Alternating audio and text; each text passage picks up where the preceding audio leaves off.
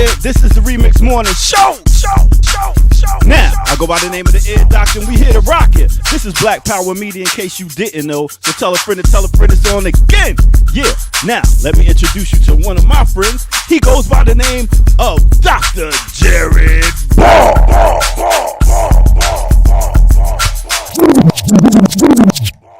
What is that? Woo, that beat right there? Yeah.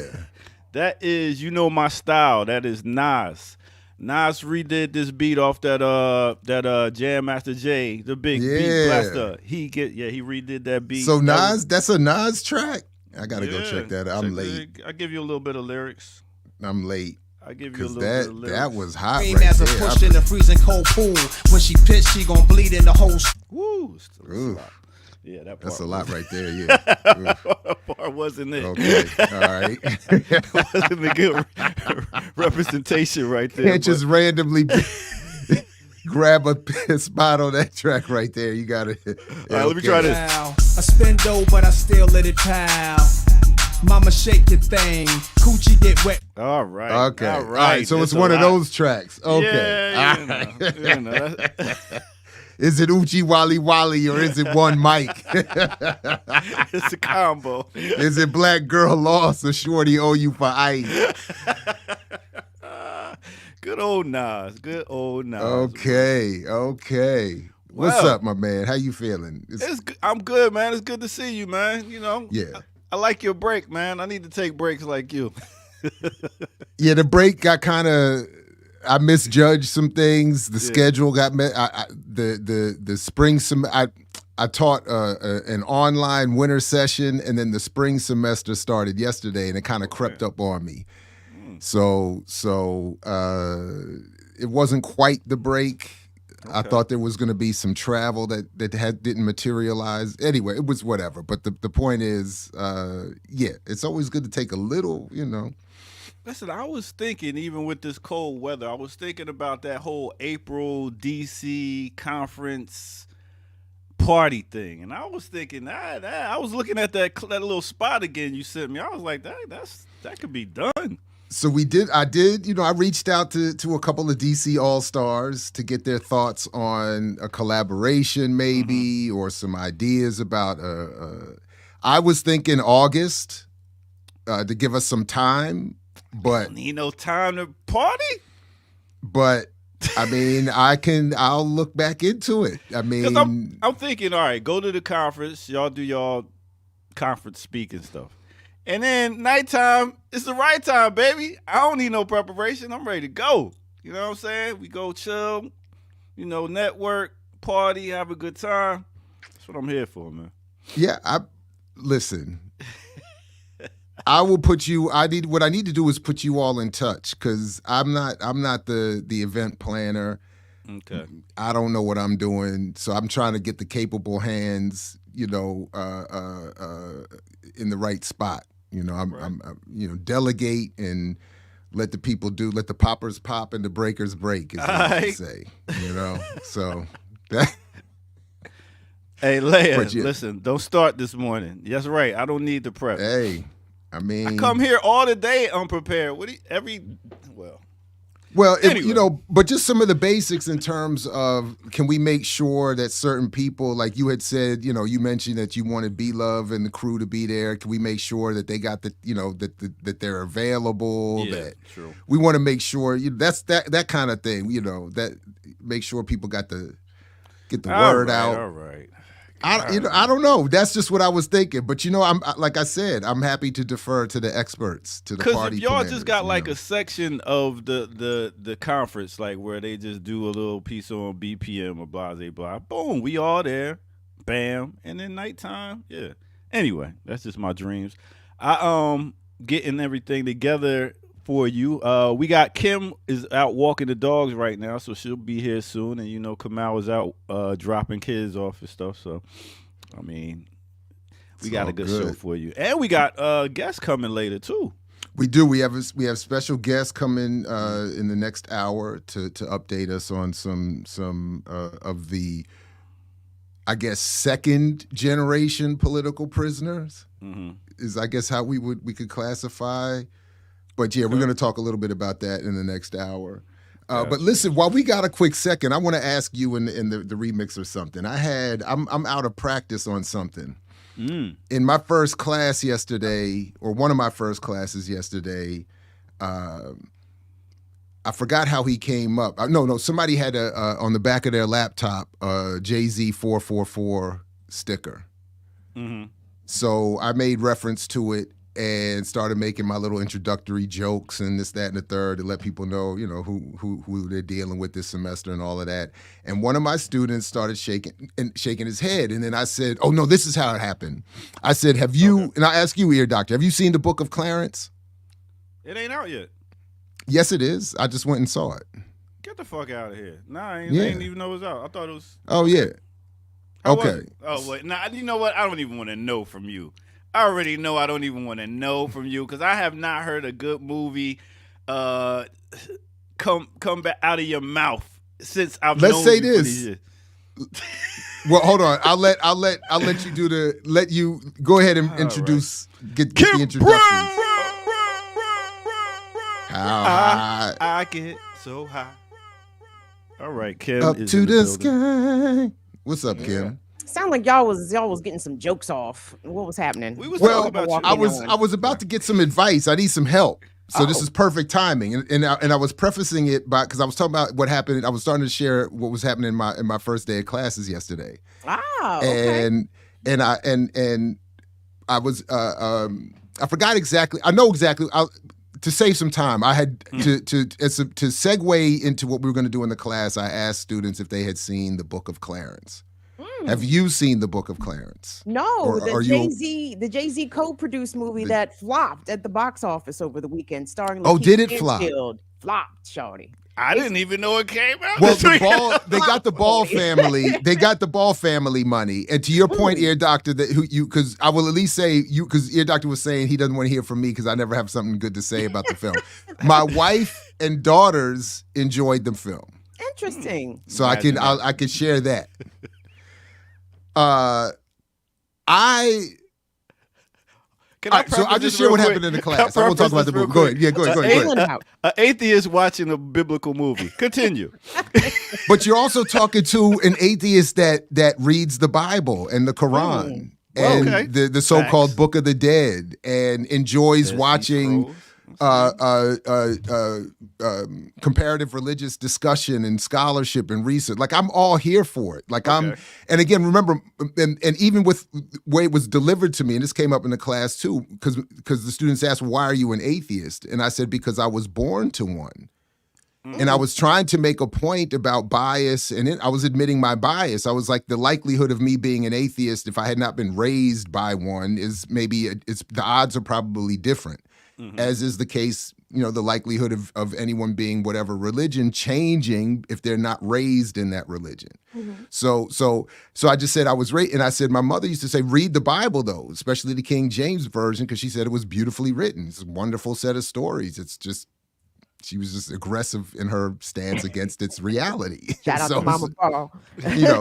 But so my point was, so I said. So when I brought it up, this is the point though. When I brought up to your point, Ear Doctor, one of my students, one of the first things he started shaking his head, and I said, "So you saw the film?" He said, "No." He said, "I'm not going to see the film." I said, "Why?" He said, "First of all, it's a Jay-Z film, and so it's Illuminati and it's against Christianity. Come through, babies." I'm just so I said, "Oh," and I couldn't help it. When he said the Illuminati thing, I said, "Oh," and he was like, "What? It's devil worship." So I said, the short version that I tried was I don't think we need mystical arguments for a very material process. That is, the abuse of celebrity to mislead the people doesn't have to be couched in devil worship and rituals and all this mystical stuff that I think discourages an analysis and us to move against. It's like to terrify us. But I admit it didn't, like we didn't stay on it too long, but I wasn't winning. Like young man was convinced by so I took a first round L for the start of the semester because I wasn't ready. And so and then I found a video yesterday where a very well produced video where this brother is very much a Christian, goes into the Book of Clarence and why between the Illuminati and the abuse of the text, the biblical text, why people shouldn't see this film. And I assume this is the knowledge base that this student is working from. I was just going to appeal to the people today for anybody to send me links or to talk, if we have time, about methods for approaching that worldview that don't come across, as I was coming across yesterday, as just an old man hostile atheist. Did Jesus have locks? Can I say that In the movie, they ain't show him. Right. Oh, in the movie, it on the one hand, the short answer would be yes. The short answer is that every protagonist from Jesus on down is very black, African, black, and the antagonists are all Roman and very white. So they do. That part is pretty. I'll leave it there. I'll leave that part there. Go ahead, Kim. I'm sorry. I think you wanted to say something. Sorry. did anybody? Did my brothers on screen? Did you guys ever catch Black Jesus on Adult Swim? Oh yeah. Is this a movie version of Black Jesus? Because I'm like, they just did Black Jesus on TV a few seasons ago. If you missed Black Jesus, it was starring comedians Slink Johnson, but the first two seasons included Charlie Murphy, John Witherspoon, shout out, what's my girl from DC? Dominique, you know what I'm saying? Like it's goofy, very low budget, but it's funny, right? Yeah, like I laughed at Black Jesus. So when I saw the Book of Clarence, I'm like, Black Jesus, really? Film version? All right. But it's not that. It is set in biblical times. Is that right, Jared? Correct. Okay, correct. Got it. All right. Not and in it's first century Compton. Like, no. Okay. It's a take on Jesus, his apostles, and at that time, and the Roman Empire to a certain extent at that time. And I won't spoil it or whatever, but it's like it's like a BC juice. Stop it. That's funny. What I thought it was a slightly more comedic, a definitely more comedic Black Passion of the Christ. Oh, okay. I can see that. They never saw Passion of the Christ. The whites was too enthusiastic. The whites in the Bible beating blacks was all about Passion of the Christ. I said, that's some shit I do not need to see. But but did you like the movie, Jared? If you get on a rating scale of 1 to 5 stars, what would you rate the Book of Clarence? I don't know, maybe a 2. Yeah, but I thought you said you liked it. I know my wife and my daughters liked it. Wife and daughters liked it. Okay, got it. I thought, never mind, before we even got to the politics, I thought it had issues with. It seemed to me that we ended up looking it up afterwards, because I thought initially the script, if I looked into it, I would find a story about the script being written then rewritten by someone else, because it felt disjointed. The pacing was off. I fell asleep a couple times. Although that may not mean much. We were in one of those recliner seats at the theater, and it was a little slow. It just wasn't. And I wasn't, and then to me it was propaganda for Christianity, which is why initially I thought the student, I told the student I could see why it would be both blasphemous and pro-Christianity, because it is a different take on the original story, so to speak, but it to me is it's very pro Christian. So I was a little bit shocked by the Illuminati argument. Now the brother in this video that he pointed to some symbolism and stuff that showed how it was really an anti-Christian film and all this other kind of thing. That may be too deep for me or over my head, but the I thought the overt messaging was very pro Christianity, and so I wasn't really clear on that backlash, but. Except if you're a true believer in that sense, and you believe in the accuracy of the text, then you would probably have a problem with this. But the funny thing, is like we're arguing over a Dr. Seuss book. Like in a way. It's just like, Well, that's disrespectful. That's even worse than I wouldn't even say that about the Bible. I mean, dang. That's harsh. I mean, it's a Choose book. your own adventure. Choose your own adventure book. Like Those books was dope, yo. I used they to love was, them dog. books. For real, yeah. Choose your own adventure. Shout out to Choose Your Own Adventure. Shout out to all the 80s kids. Yes, indeed. 80s I'm babies. I'm saying this is just like a world of make believe in a way. Like people are debating over it in a way. Jared, I have a question. So my first question to you, this is a comedy. So my first question is it funny? That's I gotta be didn't no. Not to me. I saw where they were attempted to get some laughs, but that's why I was saying. Then there's some odd. I made the allusion to the passion because there's this odd inclusion of the passion scene, which is not biblical, by the way. That's another thing, but that's another. I think that's people get. It's another. But you see him dragging the cross and doing all this kind. Then they get very graphic with the crucifixion. And then, but at the same time, they're trying to with certain cameos and certain references make jokes. So it was that felt disjointed to me too. Like I'm sitting there thinking, man, you want me to laugh? I'm over here cringing, look at the screen. I'm like, I can't. I'm like, this is a torture scene, and then you're trying to crack jokes. So I was like, at first I thought they might be going for like a black Mel Brooksian thing. Thank you. That's exactly what I was going to ask you. Mel Brooks. Is this kind of like a Mel Brooks biblical spoof where there was 15? I thought it was going to go that way, right? And it could have. And I thought maybe like Monty Python Life of Brian type of thing with black act. I thought that would have been dope. But it's trying to be too. It's trying to be too reverent to to Christianity, I think, and then they try to get too serious. Like it's in some of these scenes, it's like, whoa. I was like, so literally, is this Uchiwali or is it one mic, Jason? That's how I mean, in a way, yeah. I mean, it's like, what is the goal?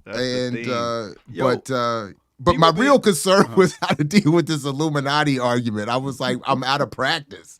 And my man was ready. Like he was ready. He was sitting, like waiting on me. He's like, I hope this guy brings up Book of Clarence today. I was like, I wish a professor would. Yo, they being mad disrespectful to Christianity right now. I seen Lil Nas X. He got a new video where he on a cross and fighting the devil. His last video, he was sliding down a pole, sitting on the devil's lap and giving him a lap dance. But now he's playing Jesus. He's JC. So I mean, but that was also Nas. Don't you remember "Hate Me Now"? Nas emulated a Diddy did that. Yeah, Diddy. Yes, and the Hate Me. Was that Diddy or Nas? It was Diddy. It was Diddy. Not on Lil Nas X level. I'm sorry. I'm talking about Nasir Diddy, Jones. My bad. I know, but I'm saying, didn't Diddy put himself on the cross? No, I think it was Nas. I think it was the Hate Me Now video. I think it was Nas. It was Hate Me Now on the cross.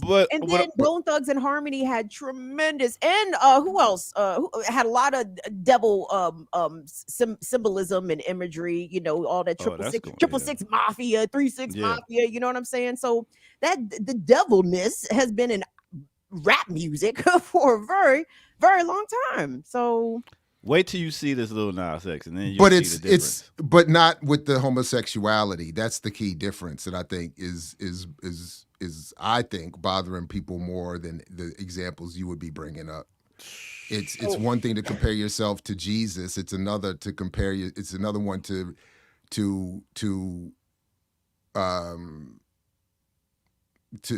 perform to add the homosexuality and the to it. That's what I think people are reacting to more than anything else. Is there homosexual inferences or imagery in the video? That's what I've always understood to be the.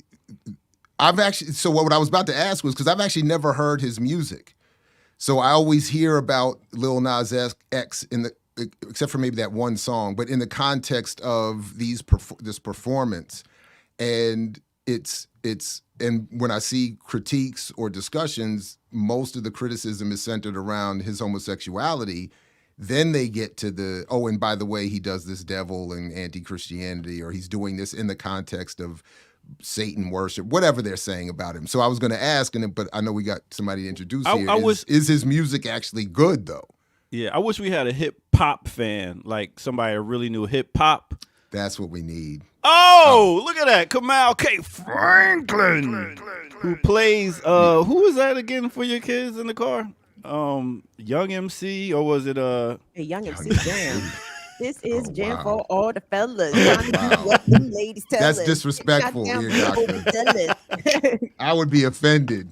he's Kamal. not. He I plays. He's actually over like there that song. dancing. I It's see. so loud. I actually did like that song. I was like, wait a minute, I like that it's song. not a bad song. It's not a That's a bad great song. song. Not a bad Shout out to song. Young MC. Yeah. It's not a bad And that song. Young MC and that Shag. Big up to Young MC. What was this pop question? Y'all were discussing something about music, which I know all. Oh, yeah. Lil Nas X. Know nothing And- about mics though. Oh, I thought it was plugged in, son. see, Right up. she- Justin, as Kim rests her case. How you gonna come here and talk about music and get the mic right? I thought it thought was it was on. plugged I tested in. The settings. The settings said it was on. It was. It's not a popping. megaphone, my guy. You gotta work with it. You gotta push some more buttons. Damn, no. It's a lot of hard buttons to there, hear. ain't it? There's a lot of buttons. There's a lot of buttons. There's a lot of buttons. Yo. All right. Well, listen, I'm glad everybody tuned in. We got the whole crew here. So let's go ahead and take a quick break, and then we A going to break. come. Wait a minute. I just got here. I Kamal didn't just get got engaged in the here. I opening didn't get my- banter. I didn't Okay. get my Illuminati answer. Oh, yeah. Go ahead. Get your- Continue. I got Get it issue. off. I got a tooth pulled yesterday. Oh no. Oh, wow. So I am doing. I'm like on injury leave. I should be, You should. but because of my respect for the platform, Oh. Thank you. I decided to fight through it anyway All with a right. distorted jawline. Look at Jordan with the flu You know what I'm saying? coming And through still- in game 6. Exactly. Look at him. Very similar. Very similar. Indeed. Very the same thing. You know what You know I'm what I'm saying? saying? Jordan wasn't even Damn high off cool. Percocet. You You know know what what I'm I'm saying? No, But They- but they the real got me- question though, Cabal, is why didn't you go to the ear doctor for the wisdom tooth advice? Why didn't you get your garlic and your rub some cocoa leaves right there, right on your gum, Nah, and this then was past cocoa numb it leaf all out. time. This was past. It was like I was trying to not display it, but every like 30 minutes, if I ate on the wrong side of my mouth, it was like, oh, Oh yeah, I was remember frozen those. in time. So, And- but my prescription, which I haven't picked up yet, Mhm. with some codeine stuff, some like I was like, ooh, I can't wait for that. That sounds Yeah, awesome. man. give that a whirl. See how that works. Yeah. It's been a long time since I've been drugged up. so. Don't drive. Come out. You ain't had no I codeine can't get it in from a the long farmer's time. market. Can I pull a Oh couple out? man. Ah, Back in the day in these tree-lined streets, Here we go. in them suburban apartment hoping for this. hallways, we was in them steps and them back steps, crushing them up. Oh, damn. Damn. Chop, chop, chop, chop, chop, chop, chop. Look at him, Professor 8 Ball. Don't fuck Oh with him boy, out I here. tell you, there it is. I'm telling you. I'm trying to tell you. Professor 8 Ball. Don't fuck with him out here. The little snow cap, sprinkle that on the top of a little shit. bowl or something. Woolies. Your arms are too short to snort with the prof. Shorty. You can't. You cannot. Jared Ball, wild boy out here. I see Parrish over the Woo. weekend, Jared. I said, Parrish, your boy Gerard is wild. out here talking. He's wild. ooh. Marvin, Yeah, that was the first day. Who got a prescription? Everybody call each other up, be on the back steps. Wow, man, I remember my first high. It was spinning around. What? What do you The mean? high or you were spinning around? You know when you spin around and then you just like, you like that and you can't get your That's balance and stuff you're like saying that. was your first high. That was my first high, and after that I was addicted. to Getting high. okay. Yo, you know what's crazy? So for my training, I'm learning about different drugs and stuff to talk to kids about. So the whole codeine thing is syrup. So Oh, man. codeine is in syrup, and then they mix it with like a Jolly Rancher Sprite. and Sprite. Yo, like a 16-ounce bottle is going for like 3 G's. Damn. And What's weed it is called? legal. What's it called? Codeine. Or is it Codeine. codeine? Oh, that's just codeine? Word? Yes, 16-ounce bottle going for that much. I was like, Are you ever going to give us some pizza stories about how y'all delivered and put the drugs underneath the pizza or Nah. put it in or cooked it up in the pizza? I Come could tell on. you. The statute of limitations has got to be over. People You need know- to know how you you- sustained the pizza business. You know, the funny thing is, back in the day, I was just. It is the limitations is over. Back in the day, I did beat up a pizza guy and take his stuff, and then wound up having a pizza place. And then one of our pizza guys Wait a got minute, robbed. pause. you You said beat you up don't a pizza fight. guy You said you and never- took you his never got a stuff? That's what I said, Kim. I thought you never got in a fight. Now you out here strong arm robbing pizza people. What I happened? know what you did. That wasn't a fight. So you robbed the pizza dude for his. Shame on you. I mean, As listen, a we former was hungry. pizza delivery man, shame on you. Shame on you.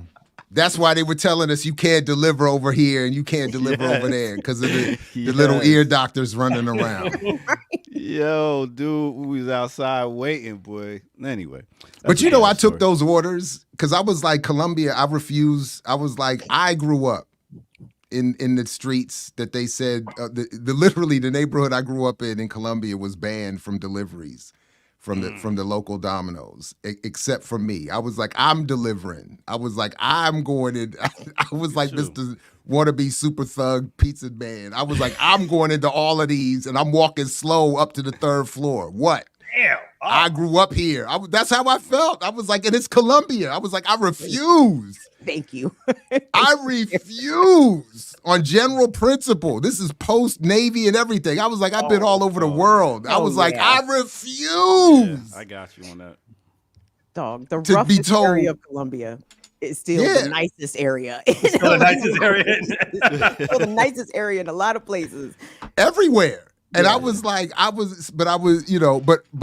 but it is true. Every once in a while, somebody, the little ear doctors would run around and snatch somebody, and they'd come back with their rabbit ear pockets like rabbit ears. Yeah. And the managers, and that's the other thing, the managers don't care. You end up paying for it. The driver pays for that. Oh, If you get wow. robbed, If you come back without they don't because they don't want to set a condition where you just start saying I got robbed. get robbed. Yeah. And the pizzas and the monies disappear. So they're like, that's why they would say we're not delivering to certain neighborhoods because they're like, so if when I did it, it was like on you. It's on you. Because, and then the other part of it was, I was like, man, somebody over there is hungry. I was like, damn that. What if I was still living there? You're not going to deliver me a pizza? Because somebody else got. I was like, that's not my. So I was like, I felt the kind of way about it. It wasn't all just I'm being Mr. Tough Guy. I was like, you can't. How are you not going to deliver them food? Somebody over there is hungry. Starting to feel bad about myself. You should. Don't rob pizza man. Did before today? It's poor people robbing poor people. It's a 25 pizza years deliverer. later. You're not 30 robbing. years later, man. You're not robbing the drop. That was the thing. Like you're not robbing the night drop. Catch the manager at the end of the shift. All right. Taking Next my time, money. I'll do that next time. Next time. Oh, damn. I'm in a better place in life right now. This is not financial advice. Not at all. Oh, man. All right, I guess we're ready to take a break and get to some more gossip or whatever we're doing because I don't think any of us got news. Oh, I got a story. I got some stories. What? And Kim, I got one, and we're gonna love this one. Okay, I love it. All right, y'all ready? Maryland education at its finest. All right. Oh. Right here on the Remix Morning Show. LaFreck City. Hey.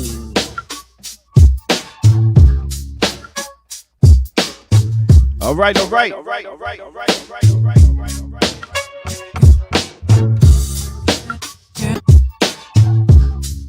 Let's do it like this for y'all. Y'all ready? Girl, if I told you I love you, that doesn't mean that I don't care. Don't care. Come on. And when I tell you I need you, Uh-huh. don't you think that I'll never be there? Ooh, baby, I'm so tired of the way you turn my lips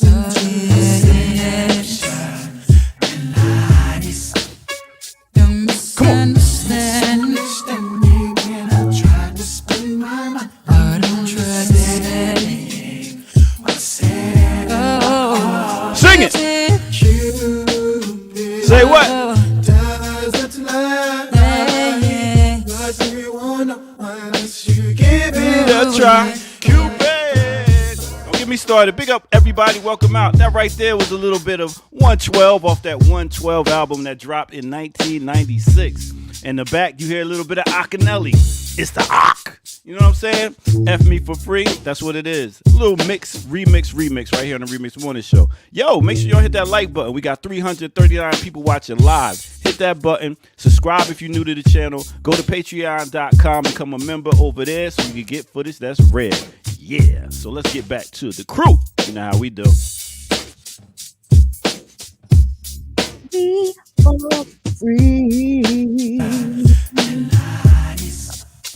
You're misunderstanding. All right. Kim. Yeah, doctor. What you know about 112? Room 112 is where the players dwell. That's right. Big up, I didn't even put them on the screen. I meant to real quick. That was 112, like I said, dropped in 1996. Part of the Bad Boy family. Bad Boy. Real quick. So before all the shit hit the fan with Diddy and the news of him allegedly letting his former Bad Boy artists get some of their publishing, Slim from 112 made an appearance on TMZ Live, which is a show that I watch. Don't ask me no questions. So TMZ Live, Slim from 112 appeared and he sounded like a fucking hostage. I'm like, sir, this is the definition of Stockholm Syndrome. He was like, we're just so grateful that Diddy, he's a genius, right? Diddy is this. I'm like, you sound bad. You sound like you're trying to appeal to a tyrant. You know what I mean? It was weird. And then all the shit with Diddy came out. And I'm like, sorry, see, that's what you get for being a goofy. Stop sticking up for bum niggas. Oh, man. I tell you what, the 90s was a whole thing, though, how the music came out, especially with Akinelli with that F you for free right there. It was a whole, it was some nasty music that came out. Oh, man, you should have been a girl during the 90s, Doctor. It was amazing. You should have been a girl during the 90s, Doctor. The shit was fucking crazy. If I was a girl. Beyonce. I ain't know about that. I thought it was if I was a boy, but okay. Yeah, but I'm not going to say that. All right. Okay. Oh, yeah. See, I asked you, Kim, because I knew they knew nothing about 112 and nothing like that. I know who 112 is. Yeah. But I thought that they were one of the long set of Diddy's got ripped off roster. Probably. So Kim's Stockholm Syndrome interview is news to me. I missed that part. I thought maybe they trying to... But Mace apparently got his publishing back. How did that happen? Do you gave it to him? Did he? What's the name? Talk to him. I forget who talked to him. Harlem World. Yeah. So, I don't know. I think Cameron talked to Diddy or something. Somebody talked to Diddy and he wound up getting Mace's publishing back. That's all it requires is a conversation. 30 years later, when they don't get played no more. Oh, he's still getting that money. All right. Well, I'll be Mace back is on tour. Who? Oh, word? Performing?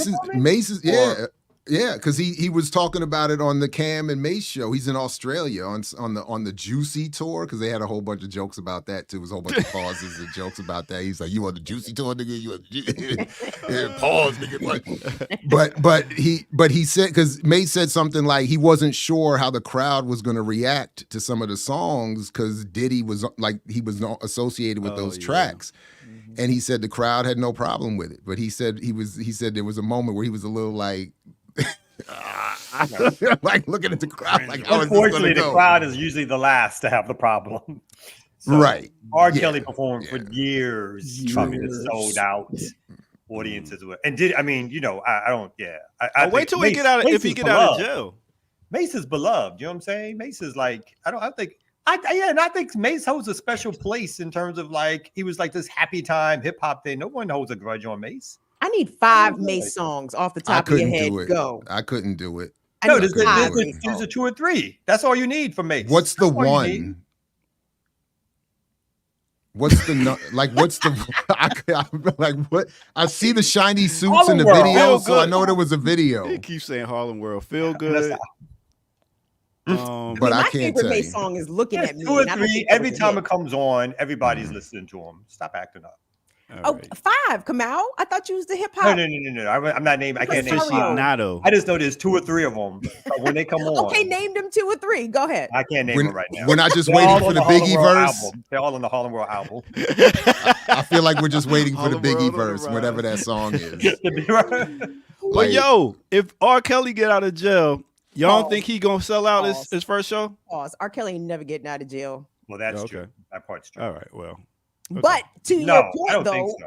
There'd be a he lot of. would. Yes, he would. Yeah, he, he would would. You think sell at this out. point? Yes. You know what? You might have me. I might have to show up outside and be like the pro-life protesters standing outside with a sign, looking at people with with a sign supporting R. Kelly and like be out like who taking pictures of people going into the show? Like who you just like snitching on yourself. We just go live stream people going into the R. Kelly show. This is I need you to keep it like Calvin Butts. I need you to be out there with the rolling over the CD. steamroller over the CDs. You know what I'm saying? Keep the Calvin Word. Butts gully out here. Roll Oh, over them shit. Jones with the steamroller. I cannot see my man selling out a show at this. If you, No, if what you we want- need is we need the Charles Barkley energy, because Barkley said, I saw a clip where he said the other day, if Aaron Rodgers said about me what he said about Jimmy Kimmel being on Epstein's plane, and they were like, well, what would you do? He said, I'm knocking him out. And they were like, and they was on like some national like regular TV, and they were like, "You mean metaphorically or rhetorically?" And he was like, "I don't even know what those words mean." He was like, "Rhetorically, metaphorically." He was like, "Whatever it is, I'm knocking him out. You can't." He was like, as a celebrity, you can take shots, have fun, whatever. But when you put me on an Epstein plane, that's scam. He was whatever. Yeah. He was everywhere. He was like, "I'm knocking." So I was like, "That's the energy we need in front of the R. Kelly show. Just people swinging."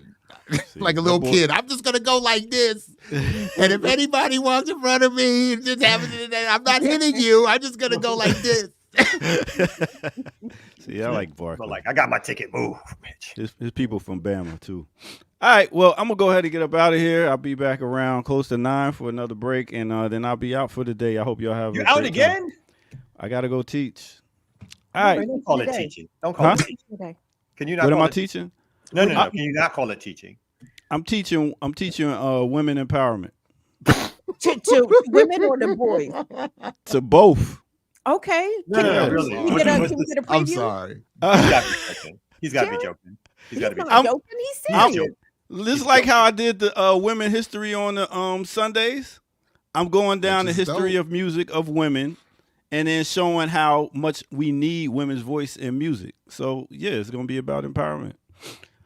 All right, so I'll let y'all get right to it. Very broad. Empowerment. Broad. I mean, And let him. I mean, he should keep it that way. Let's not let him dive into any particular topic area. Well, I Besides, just want to know where's the starting point? Where are we starting with? we are going to start with Queen and Zinga, and then we're gonna take it all the way to Nicki Minaj. Sorry. You know what that's giving? That's giving. What's his name? Calling his girlfriend, talking about, you need to hold me down like Coretta. let us. Oh, Jonathan Major. Telling Becky, why are you more like Coretta? And Betty. You're Betty going. and Coretta. She was like, who? Right, exactly. You know, like, who? Who? Coretta? What's a Coretta? Is that a car? Is that I'm gonna have to start having Right, classes here that's the new Porsche. on Black Power Media, because this disrespect level is Anyway, I'm slapping him. And Zinga to Nick. I mean, you know. I mean, you're talking about a warrior that fought over 30 years against the Portuguese to going Nicki down Minaj. What's the difference? Yeah. starships. So, what I'm saying is pretty much going down the list of different sisters that had a voice in hip hop. And the fact that we need these voices in hip hop because we got a lot of ghostwriters that's guys writing for a lot of these sisters that's writing stuff that's not coming from a woman's perspective. So therefore, we need these sisters to continue to write their own music and put out stuff that's going to heal us and nurture us. So why All right. not focus on the sisters that do write their own music? Why not focus on all of them? You want to come teach? So yes, I Wow. think she should. Yes. Maybe she should. Hire. Maybe hire her. Yeah. I need a little I bit. get your plane ticket. I get your plane ticket. Plane We're ticket. gonna go Oh, over that enough. This is a 45-minute class. We're gonna go over that too, but I want to get in the history of the different sister soldiers, the MC Lights, the Sweet Teas. I want to show them the different types But where of you raps starting? that You're came. starting where though? Were you starting with who? Queen is singer. Queen and Zinga. And then if we get to hip hop, we go Shyrock. And then Was that her hip hop name? Is that a hip hop name? Am I missing? Is it not that? It's not that Queen and Zinga. You mean Nah, that some part? no, we talked the one that fought the Portuguese. That one. Listen, Okay, my bad. listen, you start off with a historical figure, and then you go down the line. True. If you don't like my teacher style, you ain't got to come to class, bro. Oh, okay. God damn. Ooh, So I'm done. I want to get robbed. I want to get robbed on the way. Like they said in that movie, I said mine. My bad. My bad, son. My bad, son. My bad. My bad. Ooh. I'm just saying, if the goal is to focus on women's empowerment, then focus on the women who have empowered themselves. If you're using it from the perspective of women who write their own music, then focus only on the women who wrote their own stuff. Don't. Why are you expecting logic? Why are you trying to follow that up with somebody? Yeah. Don't you know? Just breathe. Just breathe. We're done here, Kim. Okay. Slap the man.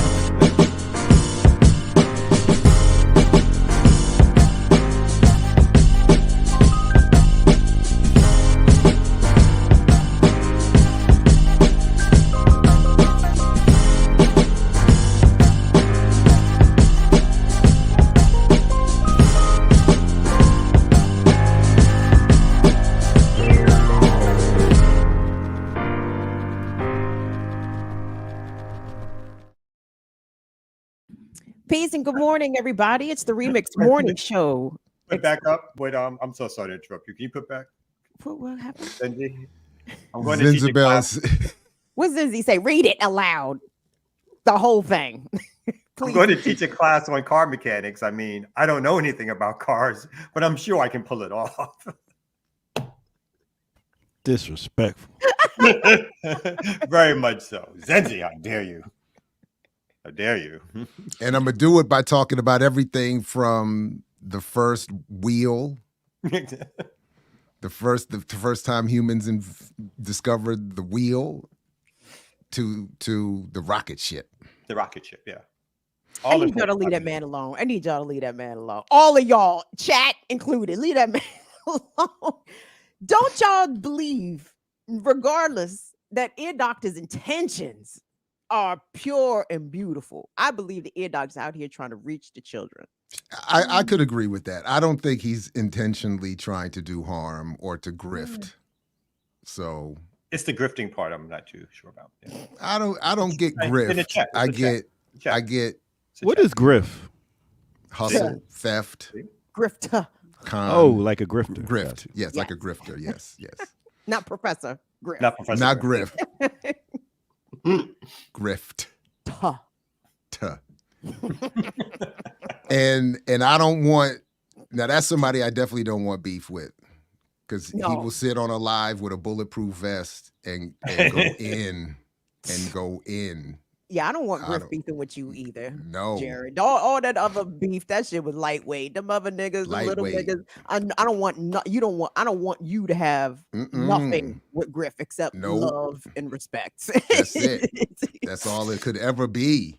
Open arms. That's it. I'm gonna have to get me one of those, just to wear on. I want to have that image, bulletproof vest, bam, on camera and shit like that. I mean, it's on his Instagram. No, I know I want that. You want that for yourself? Yeah, oh yeah. It was fly too. It had like I can rock that. Like it's embroidered. Yo, what if we got BPM bulletproof vest? That shit would be tight. That would be dope. Them shits would be hard. And we could all walk around. Around. Jared be walking around long reach like beef. Like what? Walk in my classroom like, now I'm ready. Now I'm serious. Now you know I'm serious. Taking shots, giving shots. What? All right, we did slap the mat. So one thing here. So I want to preface this. My biases may have me ahead of myself here. There are reports that what I'm about to play for you has not been verified and authenticated as audio from this said Baltimore County educator. I admit it rang true to me when I heard it, but this audio has been circulating allegedly from Pikesville High School principal Eric Eiswert. It is as the Fox News subheading here says, it is unclear in what context these comments were made. Baltimore County Schools is investigating. I've read a couple of other stories. I'll show one in a second where the investigation continues, but this is the audio. Only me. You know, I seriously don't understand why I have to constantly put up with these dumbasses here every day. Between these ungrateful black kids who can't test their way out of a paper bag, or these teachers who don't get it, how hard is it to get these students to meet their grade level expectations? Lawrence and Ravenel should have never been hired. And don't let me get started on DJ. I'm going to drag his black ass out of here one way or another. I'm going to get something to stick. I'm just so sick of the inadequacies of these people. And if I have to get one more complaint from one more Jew in this community, I'm going to join the other side. Kathy, I'm done. Woo, that is that. I love the Maryland racism. I love it, love it, love it. Oh, it's amongst my favorites. So for those who are familiar with this area at all, Pikesville has a particular reputation and heritage and a nickname, a slanderous sort of nickname associated with what would be described as anti-Semitic language, if folks just think for a second. Oh, shit. Yeah. See, that's how I know I'm not anti-Semitic. That shit ain't never popped into my head until I've been hearing it actually my whole life. I've been hearing it referred to as Pikesville. Right. It's just to be clear. So when he makes reference to Jews who would rise up, including, if I'm not mistaken, that's also the area where there was an incident a couple of years ago where a black man was killed in the neighborhood by the private Jewish security, whatever that was there, or whatever, something like that. I forgot the exact details. So it has a reputation. When I heard the hostility towards black people and then even frustration at loud Jews in the community, it rang true because from particularly a Baltimore County, again, my bias, admittedly, stereotypical Baltimore County white guy, he's not going to want to hear from either one of these groups. He wants to get rid of the black kids. I don't want to hear from the Jews either. And you would, in that community, be likely to hear from Jews who were not happy with whatever was said to be going on. So, but just to be clear, there's some discussion of AI being involved. There's, again, the lack of context.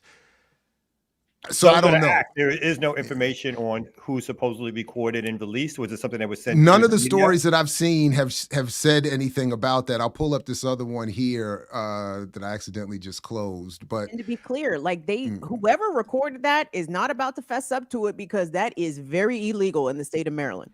Oh, exactly. That's a good point. Two-party consent. Yeah, it has to be two-party consent. You cannot just run tape on somebody without informing them, because you will go to jail for that shit.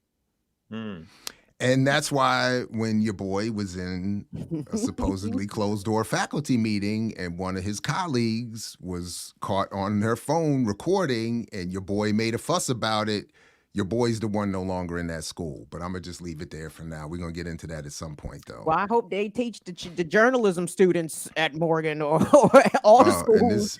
Don't you run tape on nobody in the state of Maryland without informing them, because that's illegal. I don't know to what extent this faculty member does teach that in their classes and maybe says, do as I say and not as I do. But anyway, this is just one. This is Eric Eiswert, the Pikesville High School principal who is allegedly caught on tape with anti-Semitic remarks. They weren't just anti-Semitic, by the way. I mean, that's all they cared about. It was like, I was like, where's the black part? Well, that part we agree with. So I don't know. Times Now News might have a little bias here. I'm not sure who that is, but maybe this is I don't know. But an alleged recording. a personal investigation was launched after the contentious audio surfaced by the Baltimore Sun, reported by the Baltimore Sun. Had also had anti-Semitic remarks, considerable amount of Jewish population, and the Pikesville town has a considerable amount of Jewish population, and the issue has triggered a massive controversy. So is this a Jewish newspaper? Because it looks like it. It looks like it. It looks Okay. like it.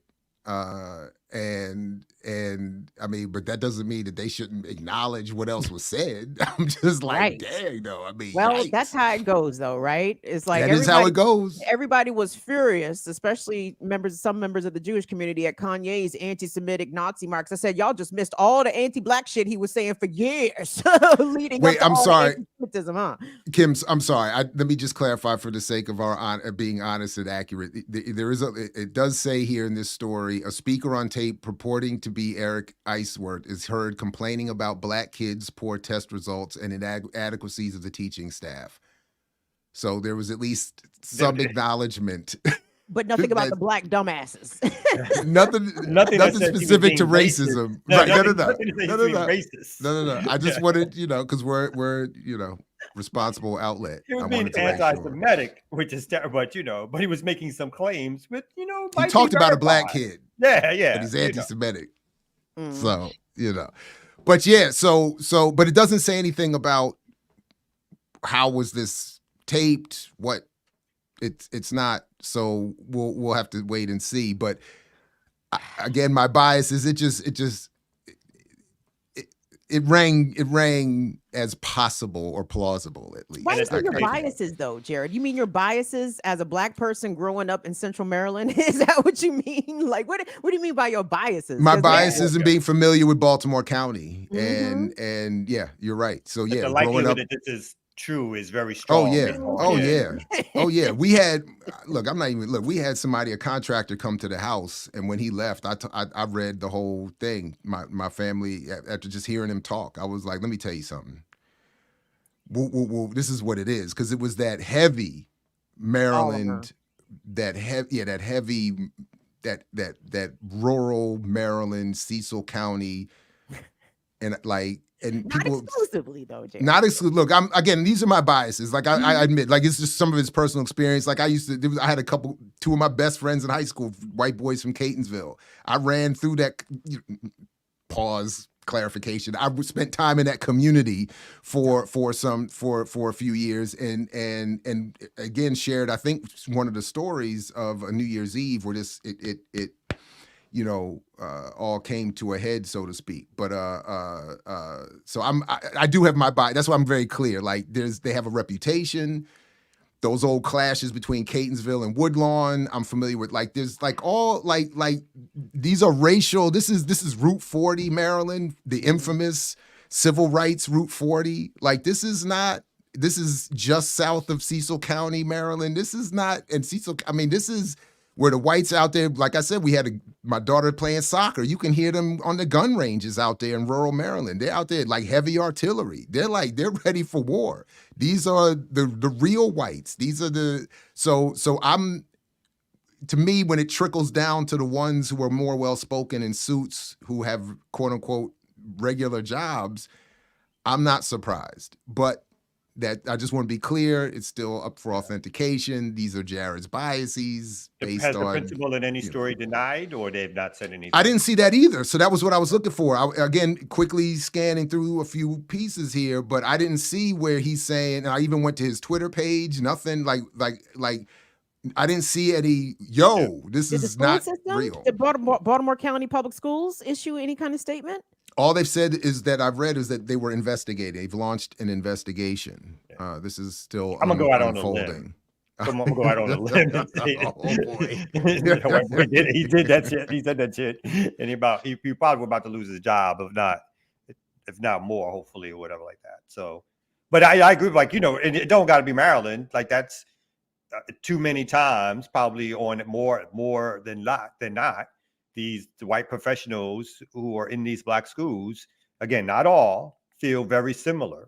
And again, whether or not people get busted because somebody taped them or not, but that's an attitude that you can sense and stuff like that. They're there for a paycheck. to be honest. Not everybody, but far too many. So I wouldn't be surprised at all if this dude winds up resigning, because it's just going to be hard. I can't believe AI did that to his voice or whatever. Somebody went through the trouble of AIing him, but we'll see. Can I say though, first of all, this rings true, right? It does sound something that somebody in that position would say about students of those demographics, that it hits. But from a journalistic perspective, with the rise of AI technology, it raises questions. Like, I'm curious how the Baltimore Sun was able to authenticate that this indeed was this man's voice. Like, I haven't read the article. I don't know. They're saying it's not. They're saying they haven't. They're clear to put that disclaimer. So how irresponsible is that for them to publish that when they have not been able to authenticate it? Well, I guess if they heard it on someone's phone and I'm sure that they're not disclosing the identity of the person, but in terms of their own checking, I'm not 100% sure, but my sense is that they probably, somebody who called in, that person is verified to have some sort of relationship with the principal, so that they would be in a position to record the principal saying such. It's probably on a phone device that they would have on a regular basis. So like you said, like their cover is to do exactly what you said. But my assumption is that there was a small amount of investigation to even sort of justify the possibilities of publishing it. Because like you said, like if not, and it turns out to be AI, there is the possibility of some lawsuits. Absolutely. It kind of goes back to what Professor Ball talks about, methodologies, right? Like, even the Sun was supposed to disclose, and again, I don't know that they haven't, but per Jared, we said that they have. Like, they were supposed to disclose that they have not only been able to not authenticate this, but in the sense that they weren't able to make sure that this was an actual recorded of this person on this date at that time. They should have at least maybe included that they were able to confirm that this conversation did take place with at least 2 other sources, right? Like, you're supposed to vet and source stuff. Like, and if you're not able to specifically name the source, which is understandable, a lot of sources do go unnamed, you should at least say, like this was confirmed with at least 2 other, you know what I mean? I'm not hearing that. So, I mean, again, I'm not saying that the man didn't say it, because it tracks, but I have questions about the verification process and the methodologies, as Brother Jared would talk about. Well, so we can revisit all this. We'll keep an eye on this and other stories. I think all of these are good questions and points to be raised. But we do have a couple guests waiting, and the ear doctor is, he's out. Did he leave already?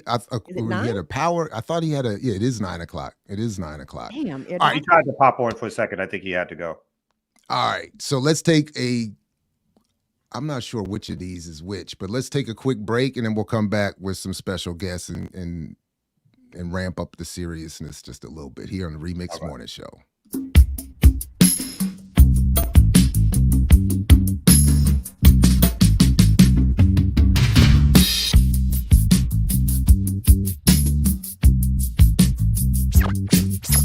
Standing on the corners popping, to dropping some of the hottest cars New Yorkers ever seen, for dropping some of the hottest verses rappers ever heard, for the dope spot with the smoke block, bringing the murder scene. You know me well from nightmares of a lonely cell, my only hell, but since when y'all niggas know me to fail? Fuck nah, we all my niggas with the rubber grips or shots, and if you with me, mama, rubber you think you're and whatnot. I'm from the school of the hard knocks, we must not let outsiders violate our blocks. And my block is the world and split it 50-50. Let's take the dough and stay real jiggy. Let's sip the Chris and get pissy. Flow infinitely like the memory of my nigga Biggie. Baby, now come through. The life and times of Sean Carter, nigga, volume 2. Y'all niggas get ready. Once again, welcome out, y'all. This is no other than the Remix Morning Show. I go by the name of the Ear Doctor. Please, so you know, hit that like button. Subscribe if you're new to the channel. Go to patreon.com, become a member over there, get footage that's rare. Or drop some change right here in the chat room. Super chat it out, y'all. Help this train to keep on moving. With that said, let's get back to the Remix Morning crew. You know how we do, all right?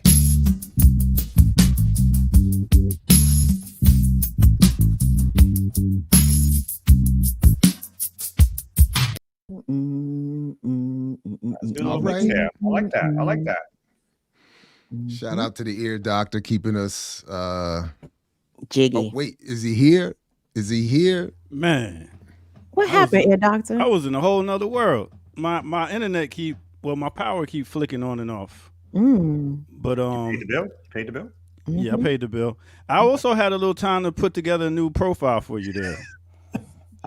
You like that? Oh wow. You could use that, Oh, man. wow. I can use that. Oh. That is like my natural build. So I think that is probably Oh wow. close. That's what he's looking like right That's now. what I'm looking Oh, my like these goodness. days, son. You know what? You should be teaching everybody. I'm trying You know to tell y'all. I'm with you on that, son. Fuck these other two God people on the damn. screen. You are the leader of women's education in the United States. Oh my You're not the God. world, my man. That's Whoa. it. That's all it took. Whoa. That's all- First yeah, of all, well- I came in to say pause to Jared earlier, but I'm gonna have to do that to you. Oh, no. You are Okay. the man. You are the All man. right. The All myth, right, I'll the take legend. that. I love you, my brother. Speaking of the men, big up to Ray Johnson, $5. Even if the Illuminati worship the devil, they are very pro-Christianity. Believe in doctrine is the death of intelligence. Robert Alton Do Wilson. we have to read when they say crazy shit, or just because they get?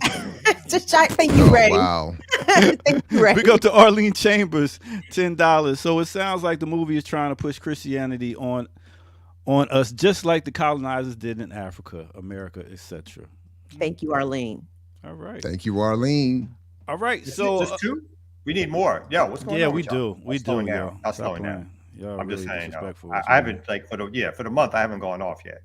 All right. See, I think you need to show us that physique come Yeah. out. You Show know, that pic one more time, here, doctor. Show that pic one more time. no. One more time. IRL, baby. Boom, there you go. That's how it looks, son. That's how There it's you looking go. these days. Not IPS, not in Photoshop. You know, You need a That's little- not no Photoshop. That's not You need a Photoshop. you need a little rouge on that neck though. That neck. I'm gonna try, my brother. hey, yo, we gonna take a quick break and we got some dope guests coming through. So let's do it right here, right now, on no other than the Remix Morning Show. Hey.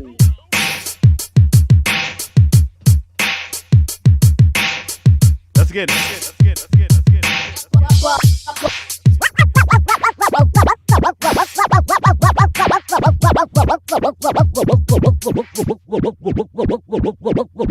Rock bars, just keep me laced up. Vanilla Tracy, Caesar Bucati, Isaac Mizrahi. Off around the Dolce, Gabbana sipping Pure Zay with the ill nana. Give you off around.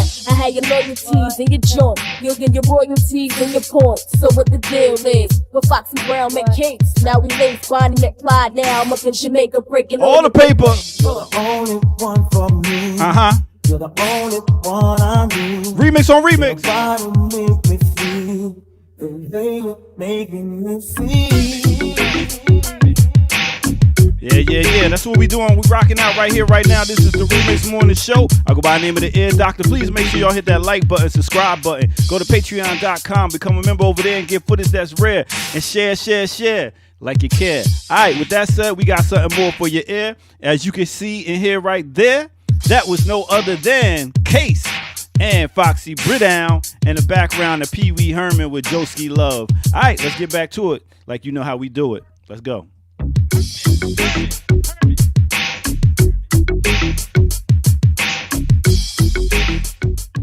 Yo. All right. I'm about to get up out of here. That was your remix for the remix. Yeah. Kick the truth, Ear Doctor. Oh yeah, real quick. That was Case album off the Nutty Professor soundtrack in 1996. With Foxy Brown. So just real quick, the videos that we have left to play are All right, break go 4. to the bottom. Yeah, go to the I bottom. played and break up. 3. Break 4 is the only one left.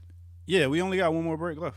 All right, just checking. Thank you And- very and much. And get Kamal's on mute, but get He's him on the mute. beatbox at the end of the show, and then we be good. Get him the beat. I might have to give you some tips because I was on point yesterday. But I was on point. I seen you wasn't. All All right, so, huh? Y'all have a great weekend. I'll catch y'all next time. Peace, Ear Doctor. Thank you, Ear Doctor.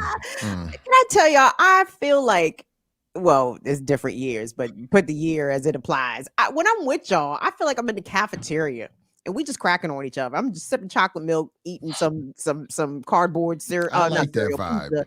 It's big cafeteria energy. it's big I cafeteria like that table vibe. energy. I like that. That's what's up. So listen, we got a little bit of seriousness here. That said, so I changed my background to the artwork of Kevin Rashid Johnson, who is I'm just, for the lack of a better phrase, a new wave or second generation political prisoner, somebody like others who was politicized after being incarcerated, someone who I've had the pleasure of trying to support in little ways, working with, being in contact with. And we got a couple of he's continues to suffer. And so there's a number of updates we want to bring. So we have a couple of his supporters and crew to join us for a few minutes. Garlic Jr., welcome. And is Shupavu ready? And Shupavu wa Karima, good to see you again. Welcome.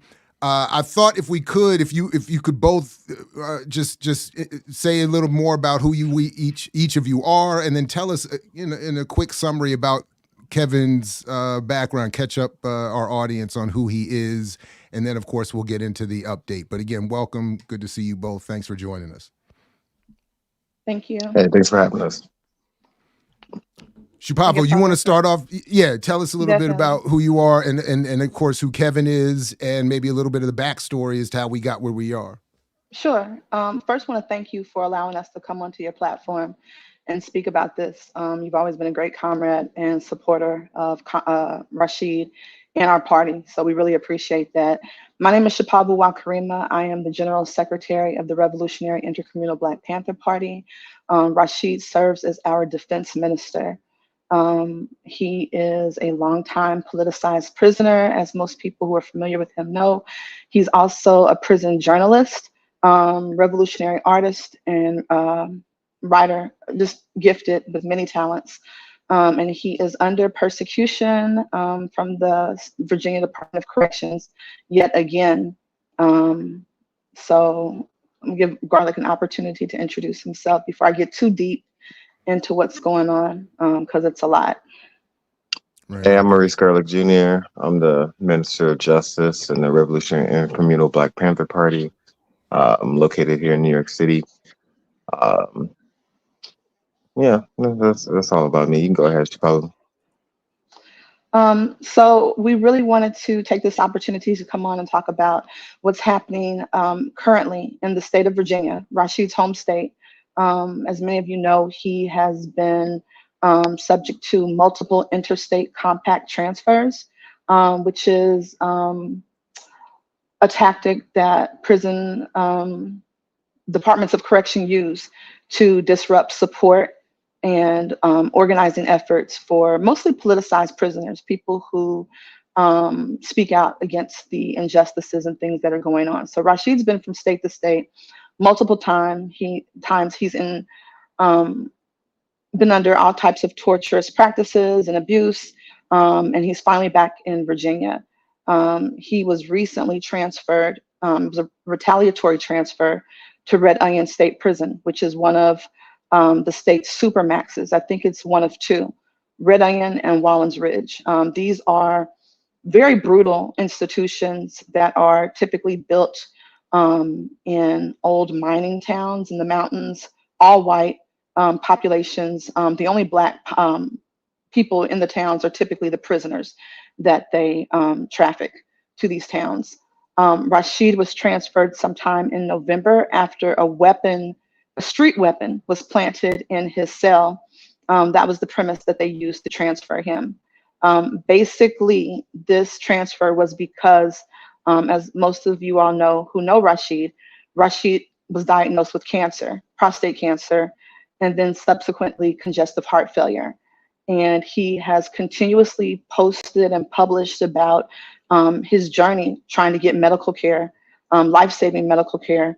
And he's also written exposés about other prisoners who have been struggling against the system to get medical care specifically.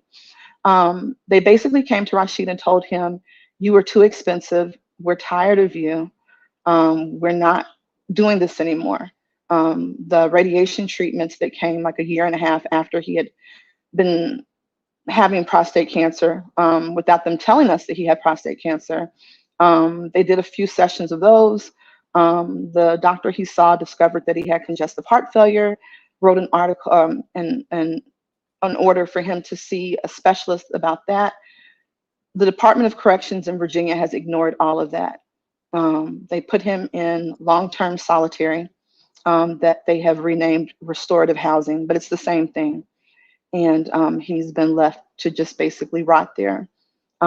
They told him if he did not stop publishing articles about what was going on, that he could expect more repression.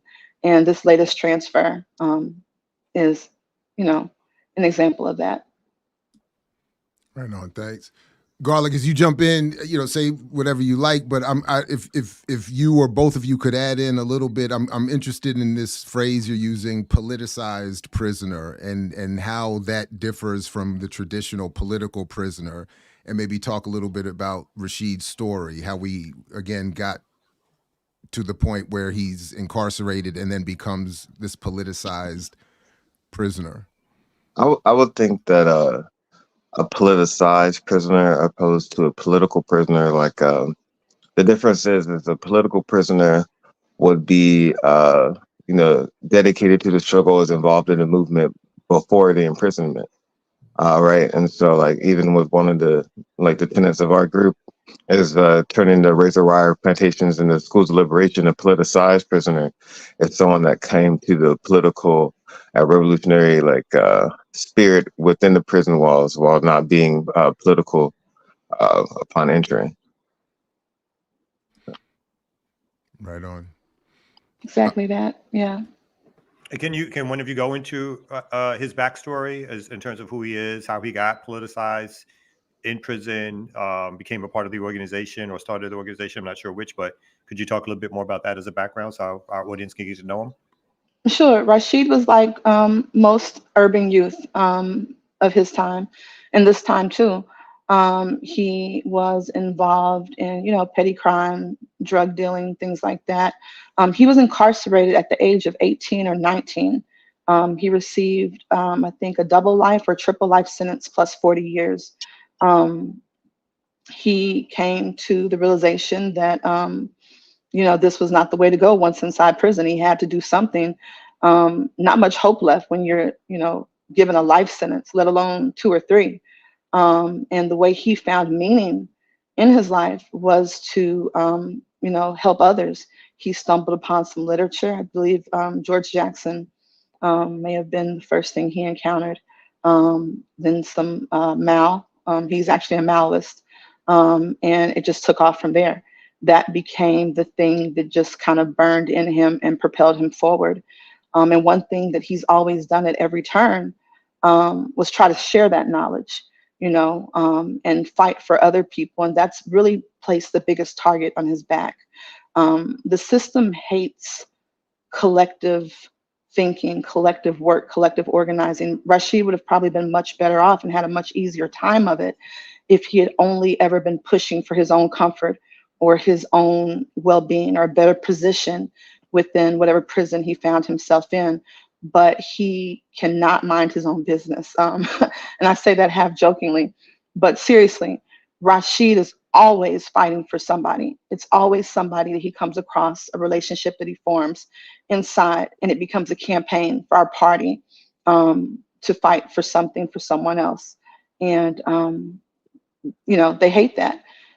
They've tried everything imaginable to separate him. They've planted stories with other prisoners trying to have other people attack him and, shun him. It's never worked.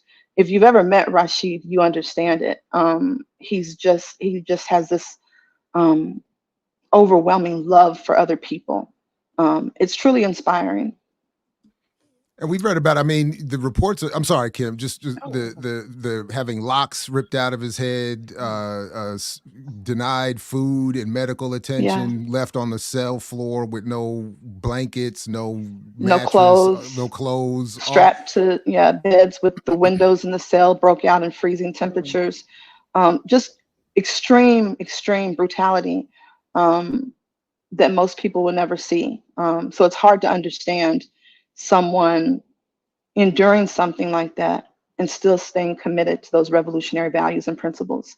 This is why we have to protect Rashid, because he fights for all of us. It's crucial. If we allow the state to silence someone like him, I just don't even have any words for that. Two things he wanted me to stress is that this is retaliation for him speaking out. They want to stop all communication from Rashid. They've cut off his tablet, so he has no way to email. He has phone privileges, has been taken away. They're censoring his mail. Not much makes it in or out. So we have really no way, unless a prisoner calls me, and he may shout through a vent, or he may have someone give me a call to let me know what's happening. The last report I got was Monday, I believe, Monday or Tuesday. The days are running together because it's a lot going on. But Rashid and about 30 other people at Red Onion State Prison have been on a hunger strike since December 26th, a day after Christmas. The last report I got was several days ago, and he had missed 63 total meals since December 26th. He's lost about 30 pounds. They've got him in the medical wing. He goes a few days without taking water as well. This is extremely dangerous for someone who is still battling cancer and congestive heart failure. And also the other people who have joined in this fight that are incarcerated that may not have his political understanding. I really want to salute those comrades and not solely focus the light on Rashid, but talk about them as well and the sacrifices that they're making right now. But they don't have the support base that Rashid has. Yeah, I wanted to stress too, a lot of the things that Rashid has been put through isn't just only on Rashid. This is the common practice between all prisoners that aim to organize in some sort of way collectively, whether we deem them revolutionary or not. If they are going against the system that the prison has created, they are being retaliated against in the same sort of way. They're being punished. I know in Red Onion too, they have like a finger breaking policy, essentially, of whenever they deem you to be violent, which is at any point they say, that's the move they go to. They just go and break your fingers or something. That's like a tactic they use. So it's like, Rashid. Even though we're talking about Rashid right now, this is like an overall. This is an overall prison conversation. This is talking about the injustices of the prison system as it stands right now. This is the culture of the prison system in this country. People die, people disappear. I really appreciate Garlic's interjection, because that's the truth. A lot of people, unless you're involved in this work in some type of way, you don't get it. People don't understand. There's absolute power for these racist guards and COs in these prison systems that are in many times in like former sundown towns. These are people who maybe have never encountered a Black person before in their life, outside of this situation with them being over them as a guard. So yeah, the finger breaking, the toe breaking, that's a thing they do. They'll rush into a cell and yell, stop resisting, even though the person may be cuffed, on their belly, completely subdued, and they'll bend their fingers and toes back until they break. It's not uncommon at all. With the extremely cold temperatures that we've had here on the East Coast, I'm just thinking about Rashid and everybody else that's incarcerated in these places, and just what extreme temperatures, cold, everything that they're experiencing really from across the seasons. But just for more context about Rashid and who he is, because we have a big East Coast audience here, and I'm sure we have a lot of people watching from Virginia. Whereabouts from Virginia is he from? How long has he been incarcerated, and how old is he? And in what ways can we on the outside support him as he's still taking these deeply revolutionary stands while still behind the wall? Rashid has been, he's originally from Richmond, Virginia. That's where he grew up. He is about 53 or 54 right now. So this is an elder at this point. I think it's interesting to think of Rashid in that way because Garlic is laughing because yeah. I mean, I'm feeling a kind of way about that too. No, sorry, I laughed because of Jared Ball, like, because Dr. Ball's reaction. Dr. Ball got me. like elder, like why? I mean, I didn't no, want to. you're still very youthful. You got it. You got yeah. But no, Rashid has been fighting these people since he was 18, 19 years old. He's been locked down for over 30 years, 34, 33, a long time. And so, he is not, how he used to be 19, 20, going head to head with these people. This system ages people, the food, the filthy, unsanitary conditions, the brown, rusted water that comes out of the fall. I mean, this is some place that, really takes its toll on a person. And so if I could impress anything upon anyone listening to this, we have to start caring about our prisoner population. We have to take a stand and figure out what is going on in these institutions that our tax dollars fund. This is not okay. And once the people decide, that something has to change, I fully believe that not one single thing is insurmountable. This entire thing will come to a halt as soon as we decide that it's intolerable and it can no longer be. People literally die in these places. There are numerous instances of, guards beating people to death or leaving people in showers, super hot showers, until they fall out. And, things are classified as suicide or drug-induced deaths. And no, these are crazy, racist, barely literate, mountain, hillbillies that are coming into these institutions and killing our people for sport. And that should be appalling and upsetting for all of us. Wow, right on. Listen, so what exactly is, or is there a particular call to action? What is it that we are asking folks to do? And yeah. We're asking people to please call and email the Virginia Department of Corrections and the governor's office, Governor Youngkin. Today, particularly, we're trying to have a huge push today on Thursday to make these calls. We're not reaching out to Red Onion State Prison. It does nothing to reach out to the prison itself. We're contacting the Department of Corrections in Virginia and the governor. We're asking them to stop this restorative housing, this long-term segregate or solitary confinement that has been shown, is damaging. It's dangerous. It has been shown to cause and increase mental illness. They're actually long-term isolation actually shrinks parts of the brain, like physically. This is something that has to stop. So we're asking for people to call, email. You don't have to be a speech maker. You don't have to, be eloquent. Call up there, say, hey, I support the Red Onion State Prison hunger strikers, and I'm calling for an end to long-term solitary confinement. And we're also asking that Rashid be transferred back to a prison where he can receive the medical treatment that he needs. He still has cancer and he's got congestive heart failure. He's somewhere up in the mountains. There's no major medical facility that can address anything that he's going through right now. So all of his cancer treatment and his appointments about his heart have stopped. There's been absolutely no medical treatment since his transfer. Do you have those numbers to give?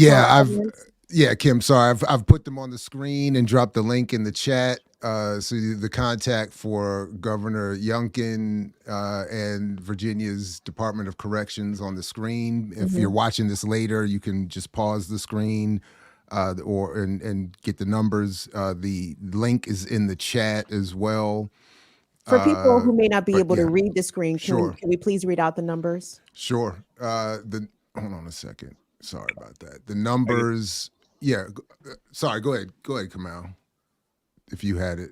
Well, anyway, I got it. It's right here in front of me. I I'm just so had to sorry. switch Glenn screens. Youngkin is 804-786-2211. That's 804-786-2211. And then it says Beth Cable, Division of Institutions, is 804-834-9967. That's 804-834-9967. Sorry about that. you. Thank you. Thank you. Right on. I also want to add really yeah. quickly, if people want to help, if they want to get involved in what we're doing, they can reach out to me. Facebook is probably the easiest way. My email is difficult. But if you look up my name, Shapavu Wakarima, send me a message and we'll loop you in. And we've got plenty of work to do. So anybody who wants to get involved with this, just to please contact me. And if anybody has difficulty with that, reach out to me and I'll put you in touch as well. So thank you. So listen, Shapavu Garlic, thank you very much for coming through. We're happy to host updates anytime and talk more. But just wanted to thank you very much for the work and for keeping us in the loop. You know? Of course, Thank you thanks all for so everybody much. else. Absolutely, we appreciate you so much. Thank you. Thank y'all. Yeah. Thank you. All right, everybody. We'll be back here in a second. More Remix Morning Show here at BPM. Please do what you can to support. Back in a second.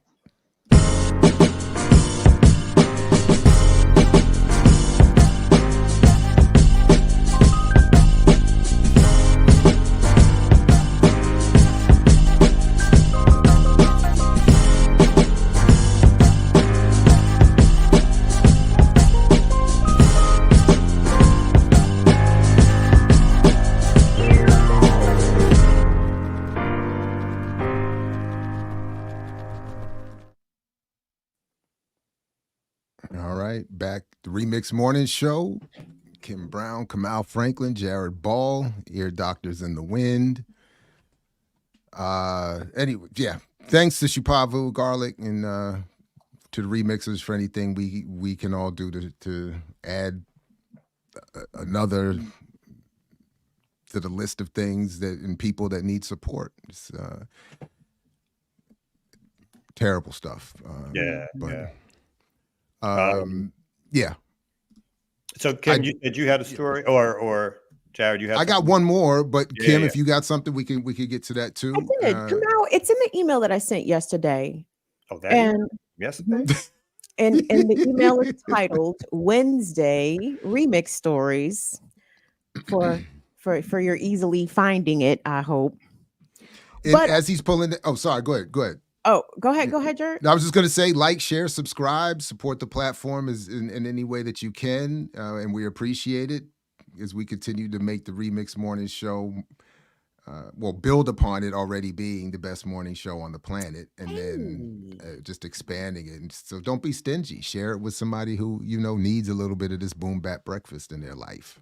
Very quietly, we got to 35,000 subscribers. So thank you all to the remixers and all the BPMers. So yeah, right on, exactly, right on. You can't find it. Sifted through them emails. No, I'm bringing it up. I'm so sorry. It's going to be the inside higher ed piece, and I would appreciate one of y'all taking the James Earl Jones route for me, because I actually saw the story on Roland Martin's channel, and I'm gonna give Roland some credit here because Roland covered it with the solemnity and the deference that it deserved, and it comes with about this Black woman. I'm not sure what you call her, administrator. I don't know what her title was. VP I think of Student Affairs. Is that it? Is that in the administration side there, Jerry? Absolutely. Yes, okay. Yes, it is. And this was at Lincoln University. At Lincoln University in Missouri, right? In Missouri.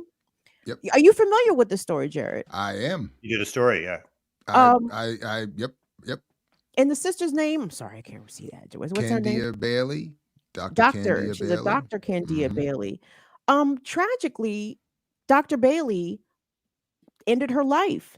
But before she did, she was able to publish a letter or included a letter detailing the deep amount of harassment, bullying, denial of her disability requests, the I guess the common knowledge made about her health conditions allegedly by some of these administrators by Lincoln.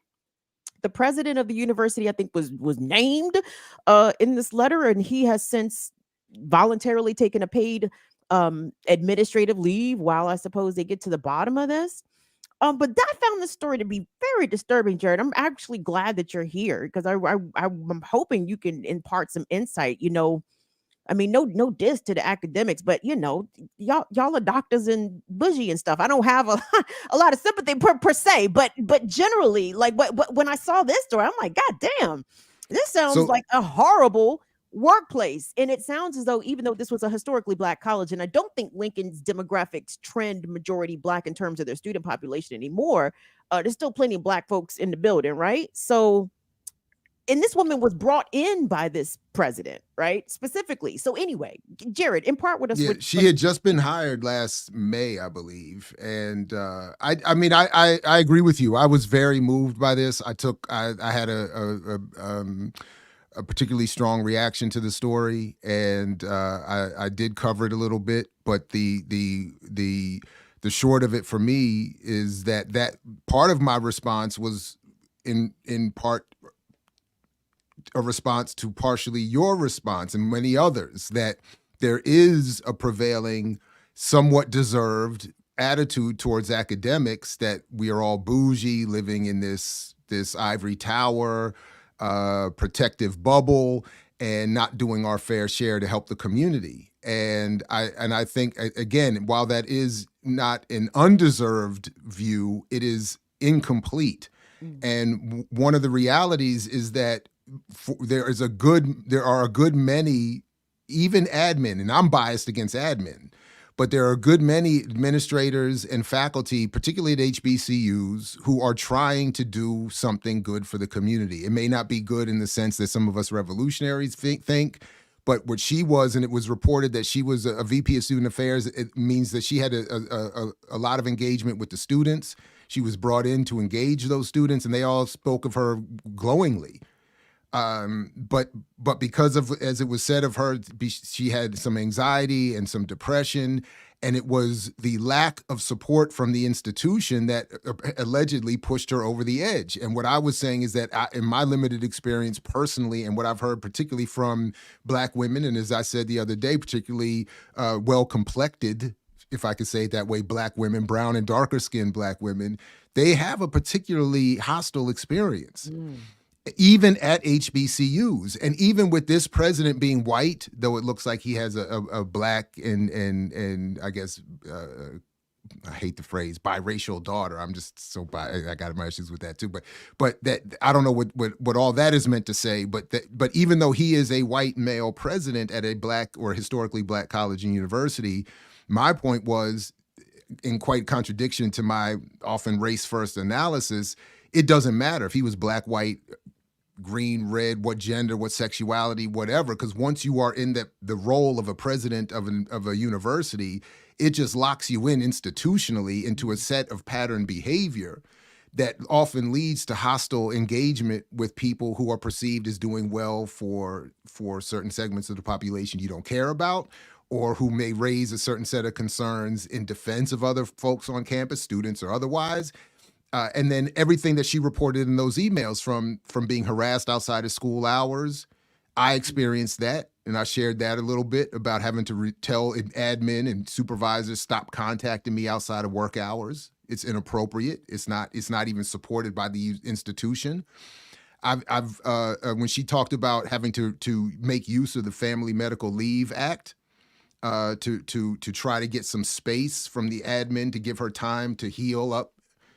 I've had my own experience with that, where it's supposed to protect you from having to explain yourself or the particular health condition you or a loved one is dealing with, and give you up to 3 days of consecutive days off without anybody being able to ask.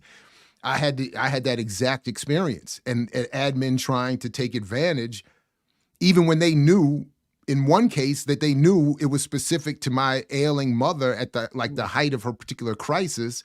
They took advantage. They tried to take advantage of an absence to punish me, and I had to respond with Family Medical Leave Act as a one-line email. So when I saw all of that,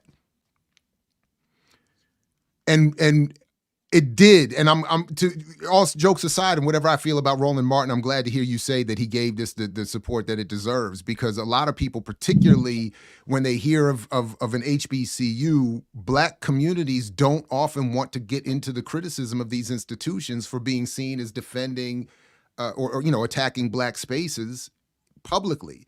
There's so a lot of what people in this sister's position and others have to deal with, in addition to the suffering from of that experience, is that a lot of people don't want to show support outside the institution because they don't want to be seen again as attacking a Black institute. So it's all kinds. I felt a lot about this. So I'm glad you brought it up, and I'm glad we're talking about it again. I am terribly disheartened about this story, and feel for her family tremendously, and I feel for her because as I was reading that, I was like, from what have gone through and am going through right now, as a matter of fact, and what I've seen other people going through, it's which is worse. It's horrible, and it's that subtle. Nobody's going on record with you did X, Y, and Z wrong. In fact, the worst of it is that's what they say. Oh, you're wonderful. No, well, I'm saying like they will often say you're doing a wonderful job, and then on the low, undercut you quietly with scheduling, with denial of access to grants or participation or recognition, or all kinds of stuff. And then on the overt, and nobody, and then you're like, well, why are you doing this? And they're like, what are you talking about? We have no, all the gaslight. I'm sorry, Kim, go ahead. It's I could just keep going. So contrarily, that was this sister's experience, meaning that she, in fact, was given poor performance reviews, but at the same time, they were still ringing her phone at 2 and 3 o'clock in the morning, asking her stuff, right? So it's like, well, which is it? Am I doing such a terrible job that elicited this poor performance review that she did reference in one of her letters or one of her emails? Or am I doing such a great job that y'all feel comfortable ringing me at any time of day and night and giving me more work to do? What struck me about this woman's story, or in part what struck me about her story, number one, Black women are the mules of the world. And it's like, because I've had this happen too, obviously not at a, academic setting, but, oh, well, you should be doing better. We need you to do this, that, and the third. Okay, well, you do all the things that you're asked to do, but you get a poor review because as a Black person, particularly as a Black woman, I guess you just should be grateful to be employed. Like, we're going to pay you the least anyway, and you should be grateful to be here, and we're going to treat you as such. So even if you get bad treatment, you still need to show gratitude that you were even allowed in the building. And that's what struck me kind of about some of her correspondence, is that she was being a company woman. You know what I'm saying? She was making herself available. She's doing more. She's doing extra. And yet she's getting shit on by her supervisors. And not to make a comparison, but Lloyd Austin, the defense secretary, definitely not a sympathetic figure, but they bullied this man up out of his hospital bed. This nigga got cancer. So it doesn't pay for Black folks. It does not pay in any setting at a Black college, for a Black company, for in any capitalism-based setting. It does not pay to be a company man, a company woman, a company non-binary person. Like, you cannot show up and give your life to these institutions, corporate, academic, or otherwise, because they're just going to eat you up and spit you out. They don't care about your health. They don't care about your mental health. You can tell them, I'm bad right now. I'm down bad right now. Oh, tough shit. You lucky to be here. I mean, that's what jumped out at her about this situation as it pertains to her, to me. Yeah, this is not an exact to what happened to this particular person, but I've heard so many stories about Black women who are getting their PhDs, and again, I know this extends further than just Black women, but in particular, the stories I've heard from Black women and sort of the grueling process and the way in which they're treated, even after they get them, in terms of job searches, the where they work, how they work, again, the level of scrutiny that they receive. I've known several, they've partly been like, I'm getting out of the area of academia. And again, I know this extends further than just Black women, but the stories I've heard have been sort of like, folks literally crying, grown ass people who to the world, they've got books published, they speak on important panels, people are running up to them to hear, hang on their every word.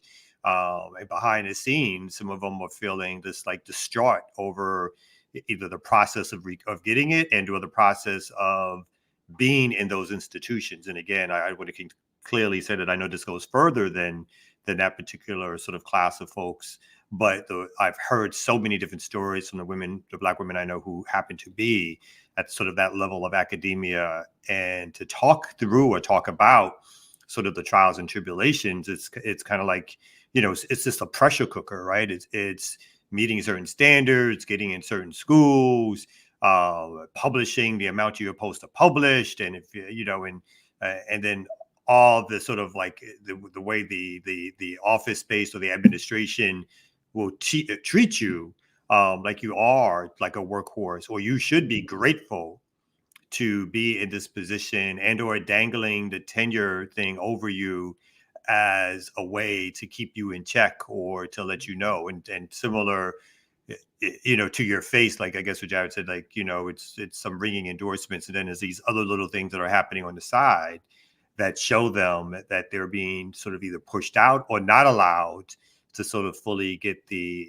whether or not it's called the accolades, but will get the support even that they need to further their work. They're supposed to just find it or figure it out or something along those lines. So, it just sounds like the world of academia at times can be this pressure cooker that many of us don't know about. So from the administration angle to the getting your degree angle to the actual professorship angle, that a lot of folks like us, we just don't hear until these stories like this pop up, I just quickly, the one of many stories that I could share, just a quick one, is that a Black woman once showed me an email from that she wasn't supposed to have seen about her, a Black woman with a PhD, that is, who had just published a book, was getting all this national attention, news all over the place, and another Black woman writing an email to a white man, a Black woman with no publications, no advanced degrees, wrote in an email to a white man saying, of this Black woman with a PhD and another new hot book,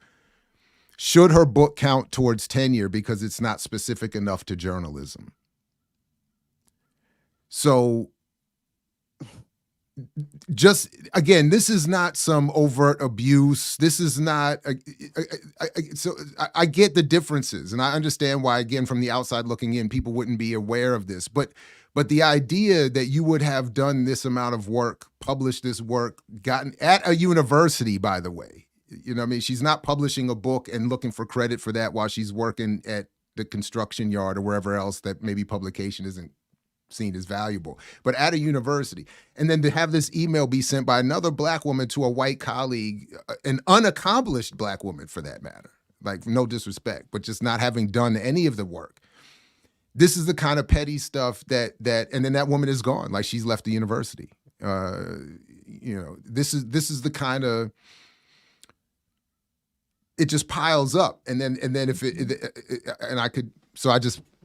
it's just, it piles up, and I can imagine, like, it's just the ultimate of like the rug being pulled out from underneath you, right? You think you put in all this work, you've done all this career, leg work, trying to make your resume correct, belong to the right organizations, go to the right conferences, and it didn't have to be a white man, but in this case, it was this white man just treat you, like you're nobody, like your person has no value, like your feelings, your mental health is not important, not valid at all. Like, I had the president looking at my resume one day on a video, and he's looking at it, he says, so this master's degree from Cornell in Africana Studies, is this a certificate?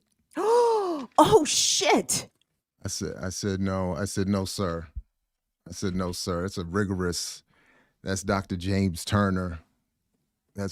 I mean, but it was so just that little kind of, And Chris, I see this question here from brother Chris Jab. What's the problem with unionizing college professors at these universities? It's a good question, and I could just tell you, for us in Maryland, it's illegal. We can't. We don't have the collective bargaining rights to do that. And there's ongoing efforts. You'll hear more about that on this platform in the coming months, but we can't. That's the point. And at Morgan, which is outside the Maryland system, there is almost no oversight unless you get to the attorney general, the state's attorney general. Like so Morgan has this insulated protective bubble where it can more or less do whatever it wants, and there's very little that can be done from within by faculty. So yeah. We haven't even talked about folks who are not even on the tenure track, right? Folks who get the class structures or the level, the amount of classes, the pay. Again, the professors that I've known who are hustling to get 3 or 4 courses, and for the semester, they make $2,000, per course. And some of these are well-known institutions, or in their state, they're like the largest institutions. They're private institutions. So even that lifestyle of people who have actually, like you said, worked to get their PhD, and they're not like somebody like me who might do a guest, like, oh, I want to teach a class for a semester, whatever like that. These are people like this is their profession, and they haven't gotten a tenured position. And so until they do or figure that out, they're literally working. I've known folks who worked at 2 different universities in the same city to piece together classes so that they can make a decent paycheck. All the time. I taught courses at Frostburg and College Park at one point. I've seen people at the same time, JB. Yeah. People in the same semester. Yeah, I would drive 2 hours up and back, 2.5 hours up and back each way to Frostburg, and on one day, and be at Maryland another day, and it's not all in the same day per se, but it's in the same week. It's the same semester, right. And it's now up to just come out because we're a responsible outlet. It's some of this you can make up to about $3,500 per course, I think, around here. But again, without health care, without guaranteed employment, without. And then, like you said, people are driving all over the place. They're over here, they're over there. And I heard from someone, I was complaining about my 4 course load, and someone was just telling me last week they're at 5 and 6, driving from, if they put all of the courses at different universities together. And there's my man Poncho. Shout out to Poncho. I worked at 3 universities at once, San Antonio and Austin. It happens all the time. And it's happening without benefits. So it's people are just hustling, driving around, teaching courses.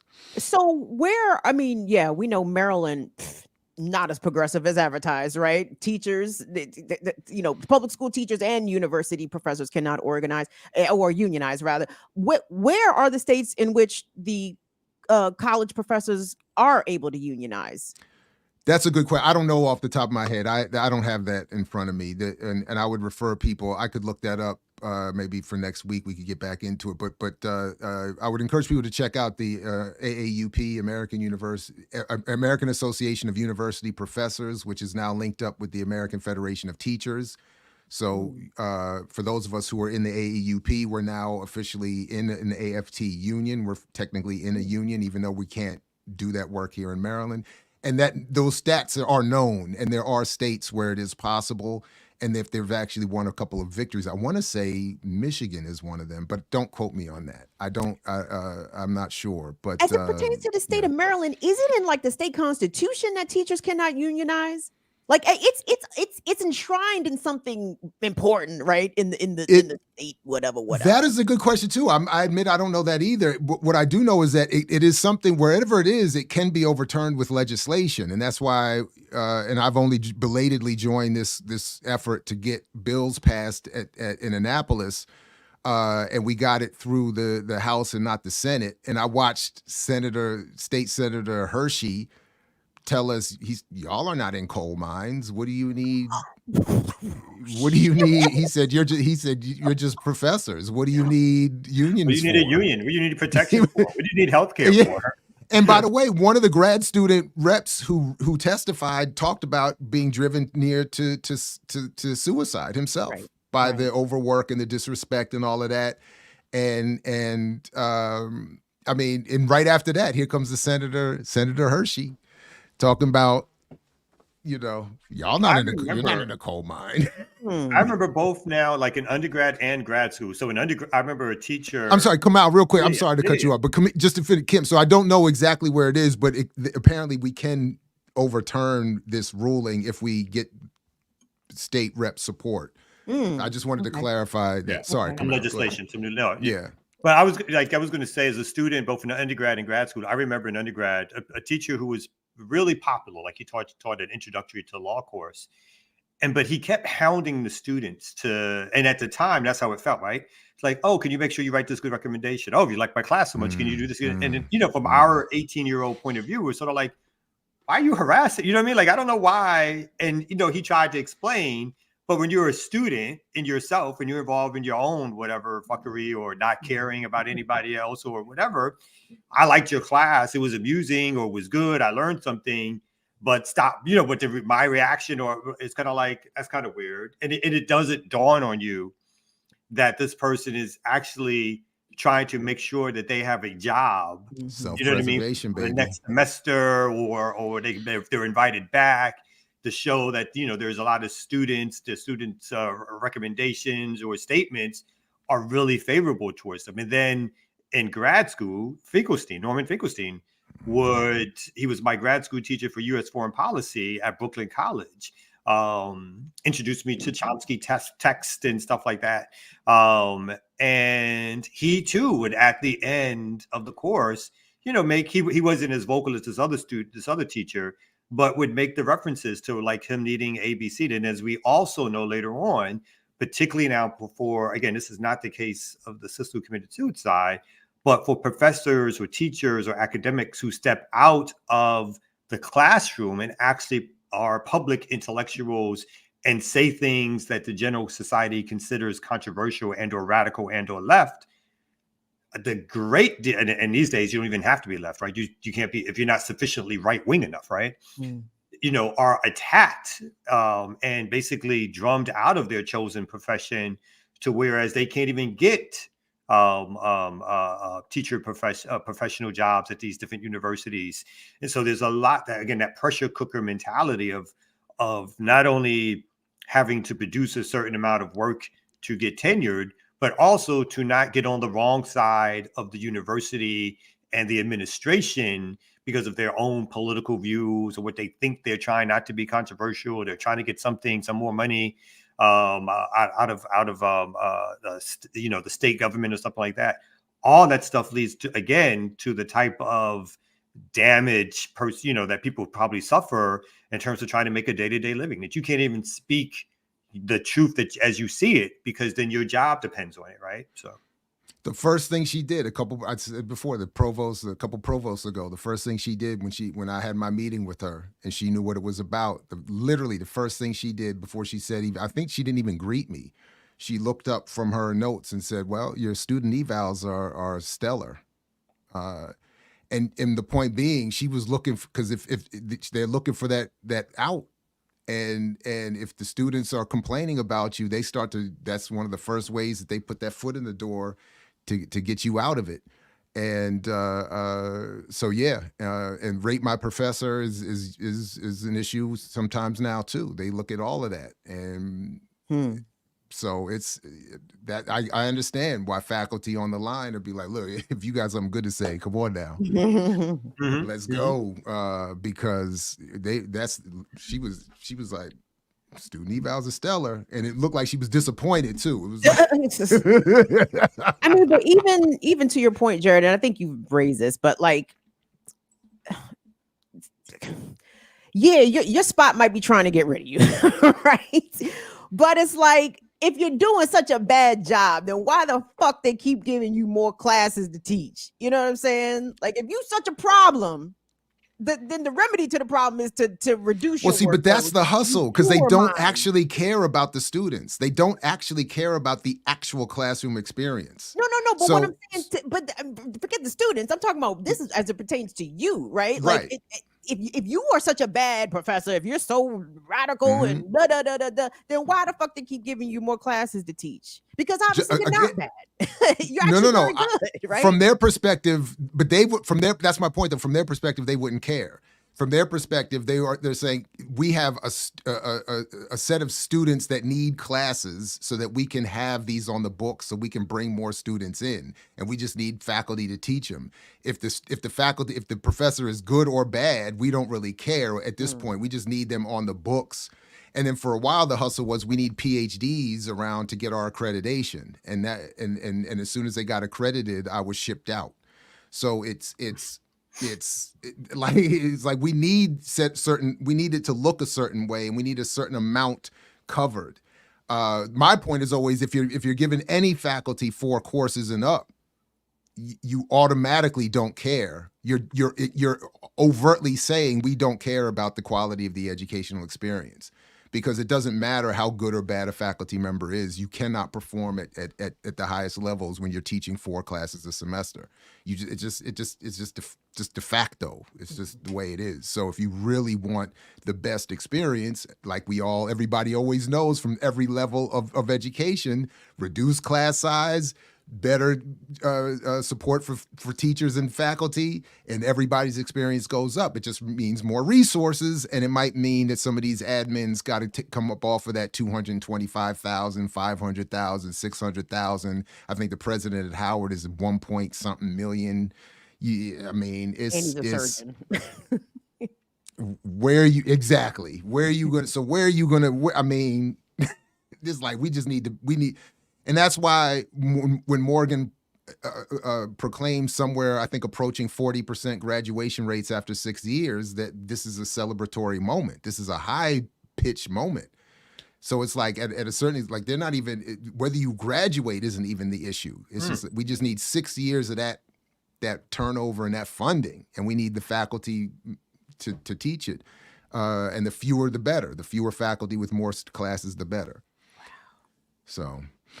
on that happy note, remixers, anything we want to leave with as we wrap up the remix week here and get ready for the...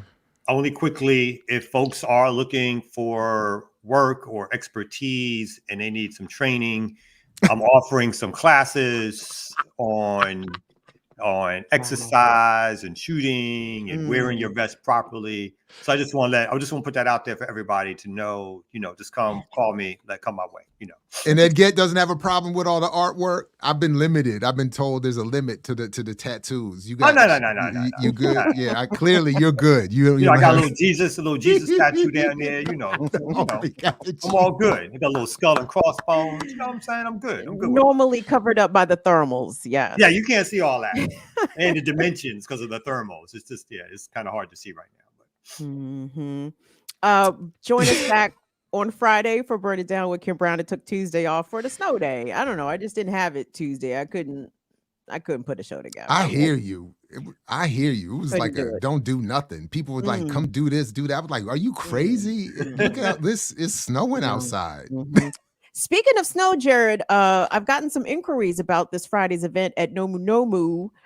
Because there is snow in the forecast. Right.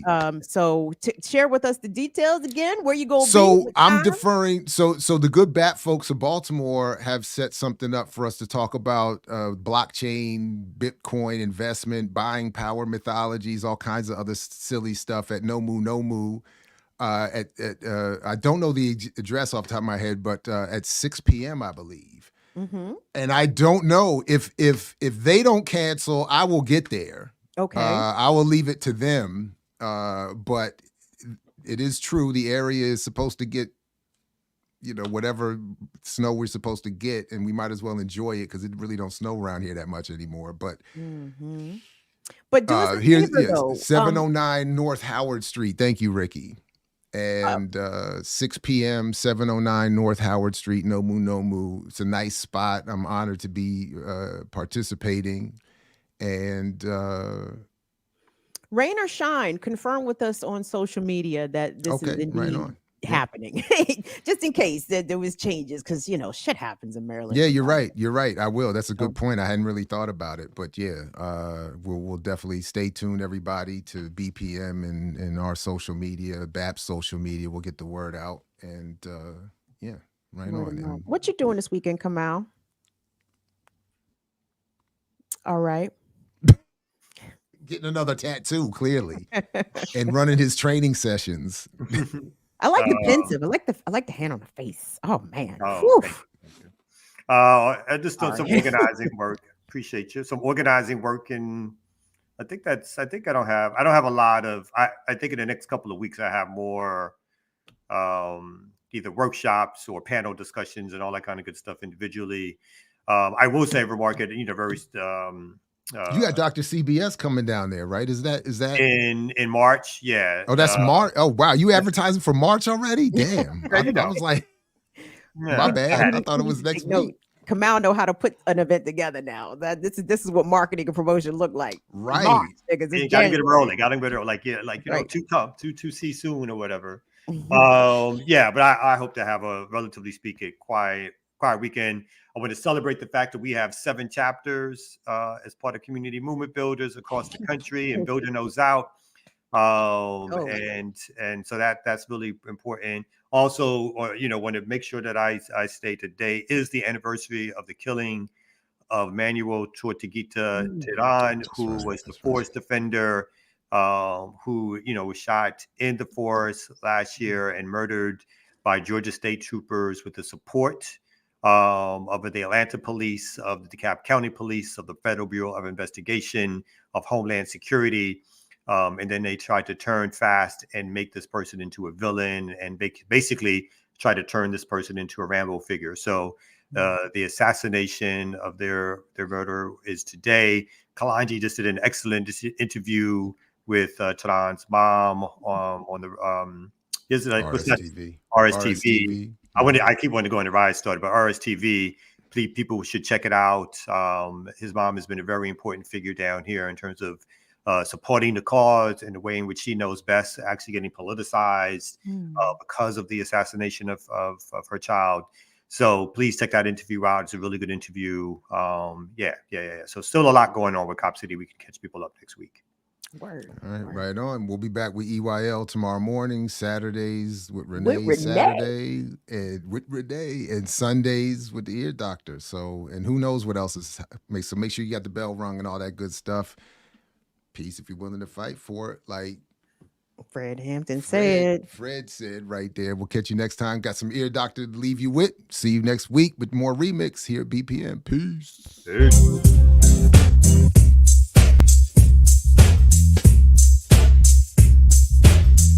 Yeah. Welcome out. This is the remix on the Remix Morning Show. I remember the way you used to love me. You remember? Come on. I remember the days you used to love me. What happened? You don't appreciate the time I put into this love affair. Baby. Yeah. I couldn't let you walk around thinking it's alright to let me down. I remember the way you used to love me. Baby, Come on. remember the way. I remember the day.